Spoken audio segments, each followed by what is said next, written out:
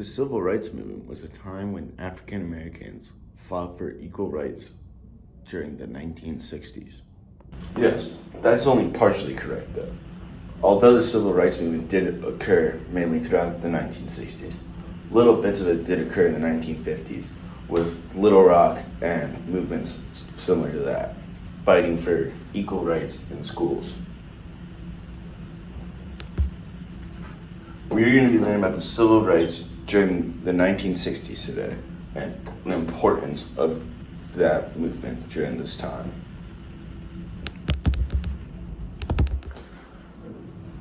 Introduction. The 1960s marked a pivotal time in the civil rights movement in the United States. African Americans were fighting to end systemic racism in the United States, especially in the South. There are many civil rights leaders during this time, such as Martin Luther King, Malcolm X, and Rosa Parks. These leaders fought against Southern oppression of African Americans. The South used Jim Crow laws and the fear of the KKK to suppress African Americans so they would not gain equal rights. One civil rights leader was Dr. Martin Luther King Jr. He was born on January 15th, 1929. MLK was a firm believer in peaceful protest and civil disobedience. King helped organize freedom rides and sit-ins. He also organized and led peaceful protests, marches, and boycotts throughout the country. Dr. King believed in achieving equality through love and unity. King also played a central role in the passage of the Civil Rights Act of 1964 and the Voting Rights Act during 1965. He was awarded the Nobel Peace Prize in 1964 for his efforts of fighting segregation in the South. King delivered his famous "I Have a Dream" speech that was very influential and helped bring national attention to segregation in the South. King was one of the most impactful and most important civil rights activists of his time. Unfortunately, King was assassinated on April 4th, 1968. Right now, we're not going to watch the video because the link is broken, but we will watch it later.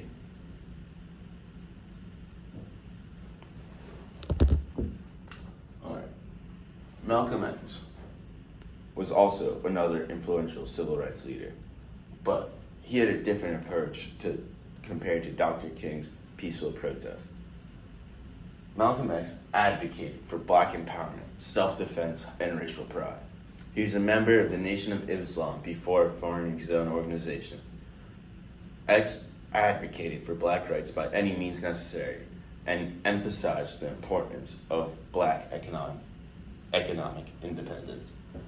One famous quote by X that I really think is important and that you should know as students is, "If you're not careful, the newspapers will have you hating the people who are being oppressed and loving the people who are doing the oppressing," which is very true and something you must take into account during this lesson. Malcolm X had a major impact. He inspired the Black Power movement, inspired African Americans to embrace their identity and challenge systemic oppression. His radical strategies helped achieve the 1964 Civil Rights Act and the 1965 Voting Rights Act. He also inspired Huey P. Newton to create the Black Panther movement, which you guys may have heard of before. If you ever watched Forrest Gump, when Forrest is going through the Capitol during his trip after he got back from Vietnam, he goes to a Black Panther movement during that time. Alright, now we're going to have a little brain break class. How did Martin Luther King Jr.'s message and Malcolm X's message influence the civil rights movement, and how did they differ? I'll give you guys 6 minutes to answer this question. Alright. Anyone have any answers? Yes, you, over there. Yeah, Martin Luther King Jr.'s message differed from Malcolm X's message because MLK's message was about peaceful protest, whereas Malcolm X argued for any way for getting equal rights for African Americans.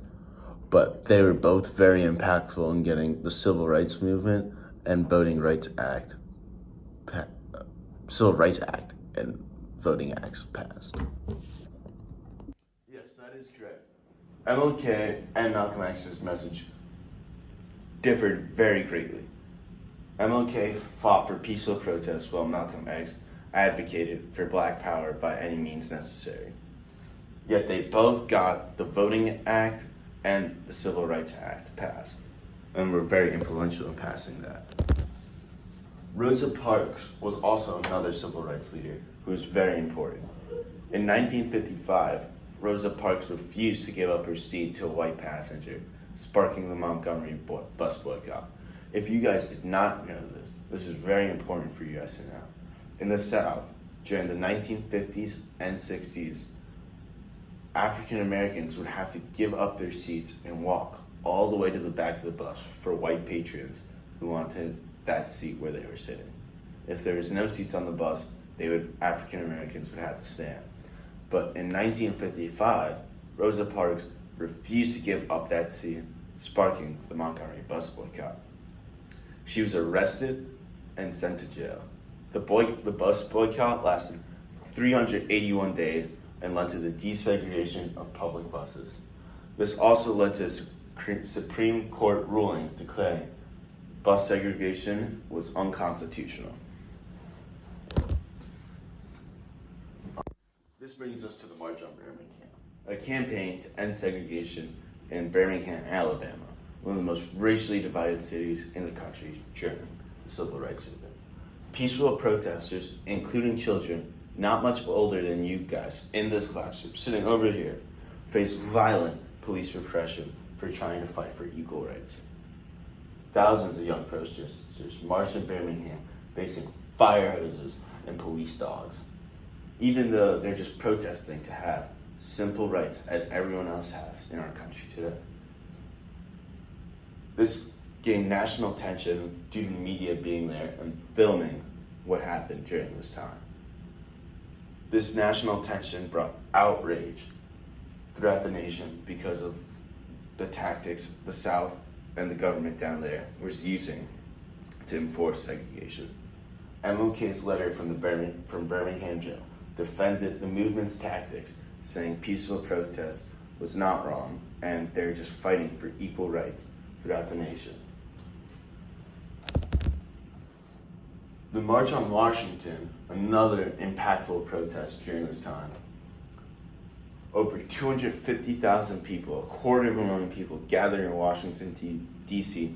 to demand civil and economic rights for all throughout the nation. Dr. King delivered his I Have a Dream speech. This demonstrated unity in the fight for civil rights, as not only black people were there, but white, Latino, men and women. Everyone wanted equal rights. The march pressured Congress to pass the Civil Rights Act of 1964. Another big movement during this time was the Freedom Rides. They started in 1961. Activists rode interstate buses into the segregated South to challenge Jim Crow laws. The first Freedom Ride took place in 1961 when 7 black and 6 white people left Washington, D.C. for the Deep South.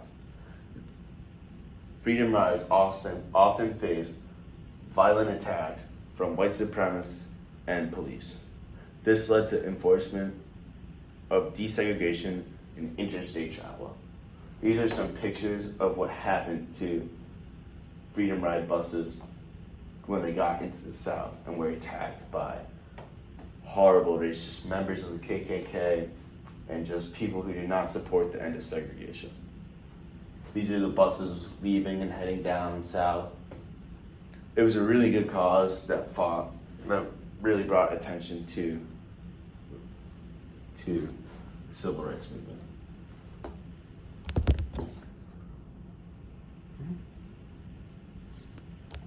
sec. The pictures aren't loaded. All right. The sit-in movement began in 1961 with 4 African American students sitting at a segregated Woolworth lunch counter right here in Greensboro, North Carolina. African American and white students would sit at counters that said white only and would order lunch. Most of the times they would not be served. They'd have coffee and other objects thrown at them. This sparked a wave of sit-ins across the South, leading to the desegregation of many public spaces. The sit-in movement occurred in 55 cities and 13 states. The sit-in movement was also really influential in bringing attention to the civil rights movement.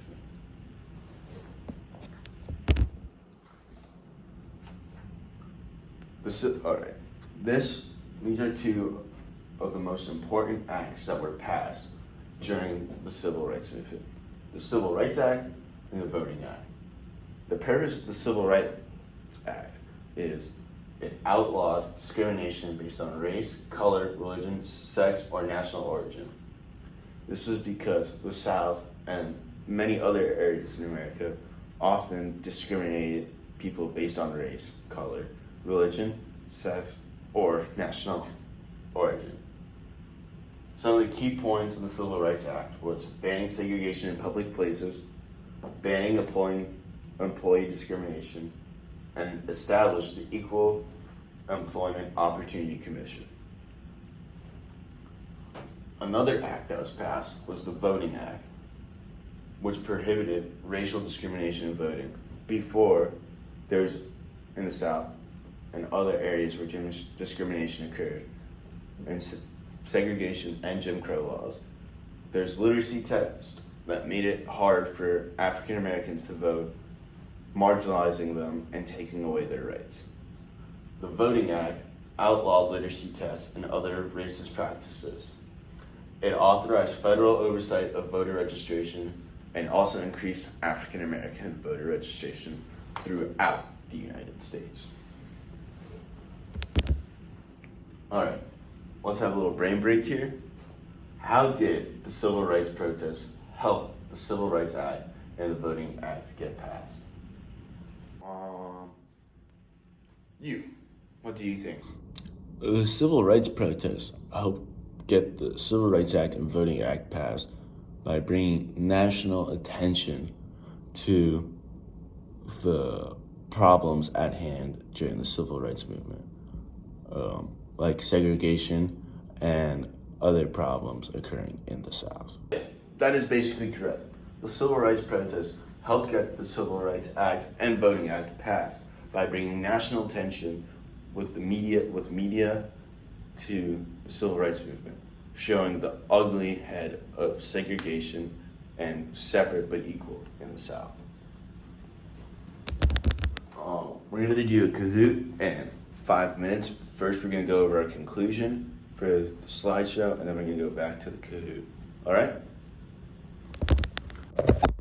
All right, class. I need you guys to write down these questions in your notebooks and then answer these questions for homework, bringing them back tomorrow for me to grade.